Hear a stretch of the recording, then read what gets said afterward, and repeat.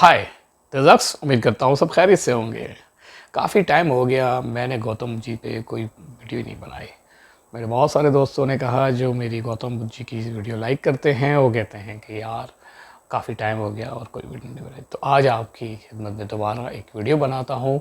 बहुत बेहतरीन किस्सा है श्री गौतम बुद्ध जी का, आप लोगों को सबको पसंद आएगा। एक मरतबा गौतम बुद्ध जी एक गाँव में ठहरे हुए थे। उस गाँव के अंदर रिसेंटली एक बादशाह की यानी कि उन्हीं दिनों में डेथ होती है और उनका बेटा होता है जो शहज़ादा होता है, वो सोच रहा होता है कि मैं किसी ऐसे बड़े जो है ज्ञानी महात्मा संत के हाथों से मैं अपने बाप का क्रियाकर्म कराऊं जिससे उसकी रूह जो है वो सीधी स्वर्ग में जाए।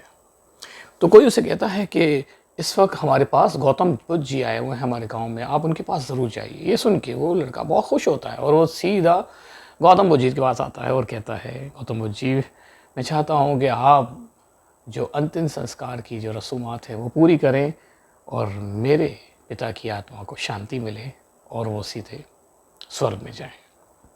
ये बात सुन के गौतम बुद्ध जी कहते हैं, ठीक है एक काम करो, तुम कल बाज़ार से दो घड़े लेना। एक घड़े के अंदर कुछ पेबल्स यानी कि कंकड़ डाल के आना, उसे फुल कर देना और उसको बंद कर देना, कपड़े से ढक देना। और दूसरा जो है उस घड़े के अंदर मक्खन डाल देना, उसको भी फुल कर देना और उसको भी कपड़े से ढांक के।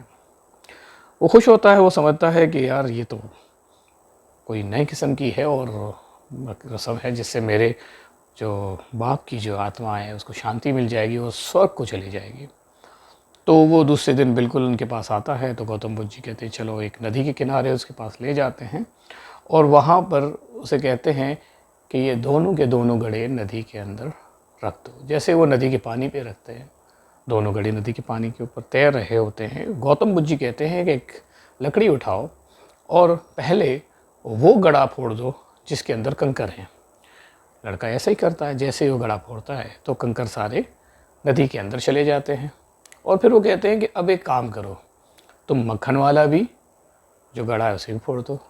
वो खुशी खुशी मक्खन वाला भी घड़ा फोड़ देता है और मक्खन जो है वो नदी के ऊपर तैर रहा होता है।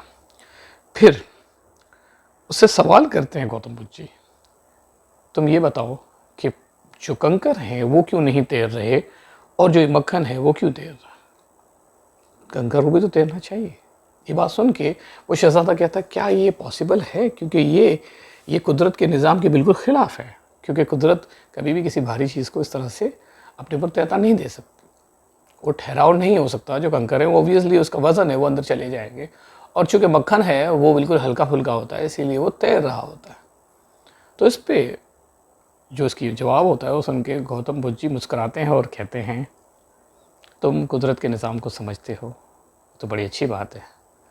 तो मुझे ये बताओ कि अगर जिस व्यक्ति के गुनाह ज़्यादा हों और दुनिया के सारे संत महात्माओं से उसका क्रियाकर्म करवाओ, क्या वो उसकी सोल, उसकी रूह जन्नत में जा सकती है?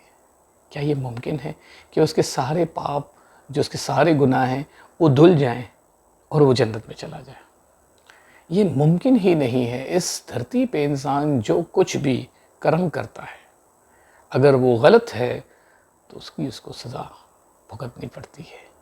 अगर उसके पापों का घड़ा भरा हुआ है तो वो नरक में ही जाएगा, चाहे तुम कितने भी बड़े महान ज्ञानी संत आत्माओं को ले आए और उससे ये करवाओ।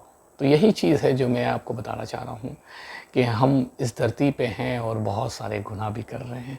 चाहे हम कितने बड़े से बड़े ज्ञानी संत महात्मा को ले आएँ और हमारी क्रिया कर्म कराएं, लेकिन हमारी जो कर्म कमाई है, जो काला कर्म है, वो काला ही रहेगा।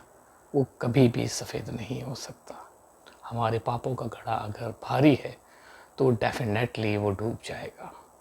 Thank you very much. आप मेरी इस छोटी सी इस कहानी से बहुत कुछ सीखे होंगे कि हमारे बुरे अमाल का नतीजा बुरा ही होता है। हमें दुनिया में कोई ऐसा संत महात्मा नहीं है जो हम बुरा करें तो हमें जन्नत में ले जा सकता है।